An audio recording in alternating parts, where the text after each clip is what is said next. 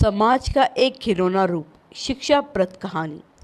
आज ऑफिस से घर लौटते समय रास्ते में एक जगह भीड़ दिखी तो मैं रुक गया और देखने चला गया कि क्या चल रहा है। मैं अक्सर कहता रहता हूँ कि सड़क पर कहीं भीड़ या एक्सीडेंट दिख जाए तो एक बार रुककर जानकारी ज़रूर ले। हो सकता है कोई जान पहचान वाला मुसीबत में हो। थोड़ा आगे जाकर देखा तो एक बाइकर कार से छोटा सा एक्सीडेंट हो गया था, जिसमें कार को बस थोड़ी सी खरोंच ही आई थी।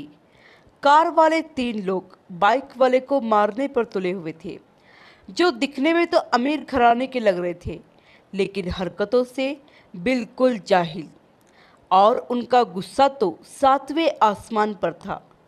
जिस बाइक वाले को वे मार रहे थे, उसके साथ 2 छोटे बच्चे भी थे, जो रोते हुए कांपती आवाज़ में कह रहे थे, हमारे पापा को मत मारो, हमारे पापा को मत मारो।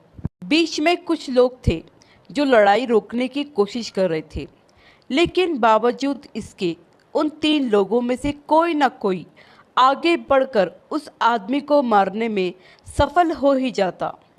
मुझे तो उन कार वालों का कुछ समझ में नहीं आ रहा था कि उन्हें ऐसा कौन सा गुस्सा था जो ख़त्म होने का नाम ही नहीं ले रहा था। जबकि कार का ज़्यादा नुकसान नहीं हुआ था, थोड़ी सी खरोच ही आई थी। मामले को बातों से भी सुलझाया जा सकता था, इसमें लड़ने झगड़ने जैसी कोई बात नहीं थी। लेकिन क्या करें, अमीर अपनी अमीरी से जाते ही नहीं और गरीबों को नीचा दिखाने और अपमानित करने का कोई मौका नहीं छोड़ते। अमीर होते हुए भी वे लोग कितने जाहिल नज़र आ रहे थे, जिनको इतनी भी तमीज़ नहीं थी कि अगर बाप गलत हो तो भी उसके बच्चों के सामने उसे नहीं मारना चाहिए। रोते बच्चों का हाल मुझसे देखा नहीं जा रहा था।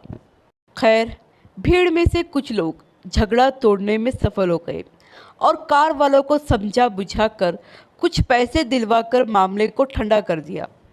लेकिन उन मासूम बच्चों का रोना और कपकपाहट अभी भी जारी थी, जो अपने पिता से लिपटे हुए थे। हम ये कैसे समाज का हिस्सा है जिसमें न तमीज़ है न एहसास है कि बच्चों की नज़रों में उनके पिता का क्या मान होता है। यदि हम पिता को उसके बच्चों के सामने अपमानित करते हैं तो उन पर क्या बीतती होगी। लेकिन इस समाज में कुछ लोग ऐसे भी हैं जिनकी अक्ल पर अहंकार के पर्दे पड़े हुए हैं और जो अपने से छोटे लोगों को अपमानित करने और सताने का कोई मौका नहीं छोड़ते, जो जानते ही नहीं कि समय एक जैसा नहीं रहता। आज रस्सी उनके हाथ में है तो कल किसी और के हाथ में भी हो सकती है। आज जो राजा है कल वो रंक भी हो सकता है।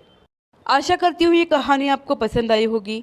इस कहानी पर आपकी क्या राय है हमें कमेंट करके ज़रूर बताइए। कहानी पसंद आई हो तो लाइक और शेयर करना बिल्कुल भी ना भूलिए। चैनल पर नए हो तो चैनल को सब्सक्राइब ज़रूर कीजिए। कहानी सुनने के लिए आपका बहुत बहुत धन्यवाद।